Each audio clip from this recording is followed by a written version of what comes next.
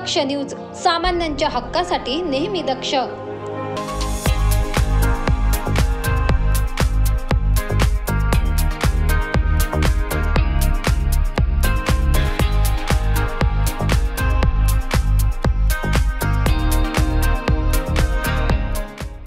त्र्यंबकेश्वर शहरात नाल्यांचे पाणी नाल्याच्या बाहेर पडत असल्याचे गंभीर दृश्य अनेक ठिकाणी दिसत आहे। यामुळे स्थानिक रहिवाशांसह पर्यटकांनाही आरोग्याच्या गंभीर समस्या भेडसावत आहेत। विशेषतः महाराष्ट्र बँकेच्या शेजारी असलेल्या लहांगे फार्म हाऊस परिसरात पिण्याच्या पाण्याचा नळ आणि शेती असलेल्या ठिकाणी दुर्गंधी आणि कचरा वाढल्याने जनतेचे आरोग्य धोक्यात आले आहे। परिसरात नाल्याचे पाणी बाहेर पडत असल्यामुळे वातावरणात दुर्गंधी पसरली आहे। या समस्येमुळे रहिवाशांना तसेच तेथे येणाऱ्या पर्यटकांना अस्वच्छतेचा सामना करावा लागत आहे। त्र्यंबकेश्वर नगर परिषदेकडे या समस्येच्या निराकरणासाठी सतत विनंती अर्ज केले जात आहे, मात्र प्रशासनाकडून कोणतीही ठोस कारवाई होत नसल्याने नागरिकांमध्ये नाराजी पसरली आहे। लहांगे परिवाराने अनेक वेळा विनंती अर्ज केले की आमच्या शेतामध्ये नगरपालिकेचे जे नाल्यांचं पाणी जातं त्यामुळे ते शेती काही करू शकत नाही आणि त्यांना पिण्याच्या पाण्याची सोय इथं आपण बघू शकतात की पूर्ण नाल्याचं पाणी येतं आणि इथं त्यांचा पिण्याच्या पाण्याचा नळ आहे। आणि तरी तर मी शो मॅडमला आज 5 दिवस मी पाठपुरावा करते, आज शो मॅडमला भेटलेली आहे।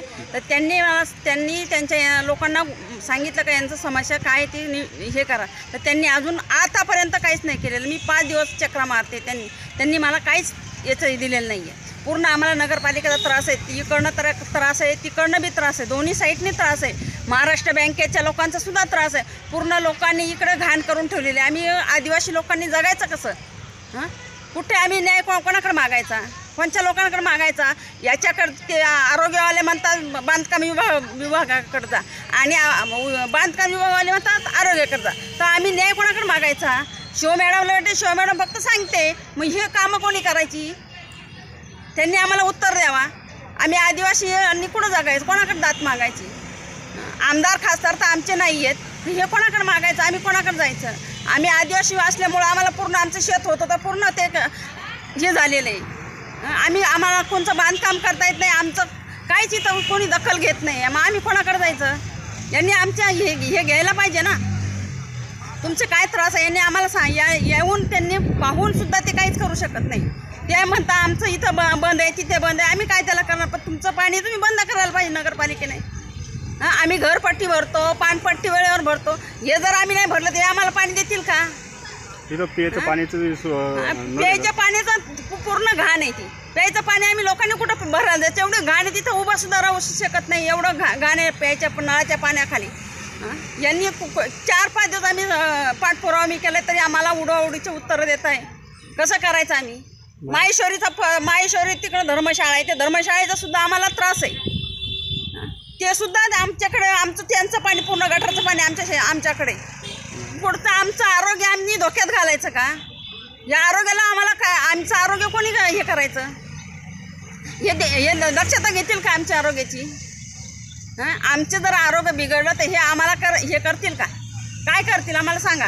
त्यांनी मग आमचं दखल माझी घ्यावा, नाही तर मी अजून मी काय बरोबर तिथे काय करायचं हे मला माहीत नाही।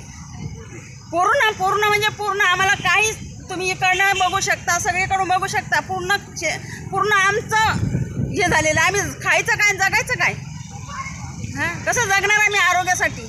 कोणाकडे दात मागणं, कोणाकडे पैसे मागणं? आमचे जर आदिवासी लोकांचं जर असेल तर यांना काय, यांचं कसं करणार?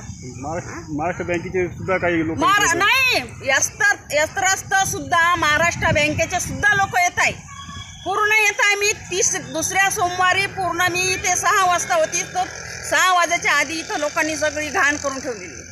हे सगळ्या नगरपालिकांना दखल घ्यावी, ते आमच्याकडे कोणतीही घाण आली नाही पाहिजे।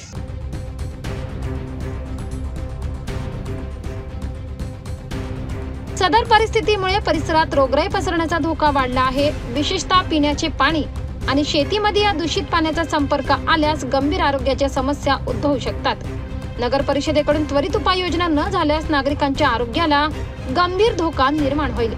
स्थानिक रहिवासी आणि पर्यटकांच्या सुरक्षेसाठी त्र्यंबकेश्वर नगर परिषदेला त्वरित पावले उचलण्याची मागणी होत आहे। नागरिकांनी प्रशासनाने या समस्येचे गांभीर्य लक्षात घेऊन योग्य ती कारवाई करावी अशी अपेक्षा व्यक्त केली आहे. प्रभाकर गारे, दक्ष न्यूज, त्र्यंबकेश्वर, नाशिक.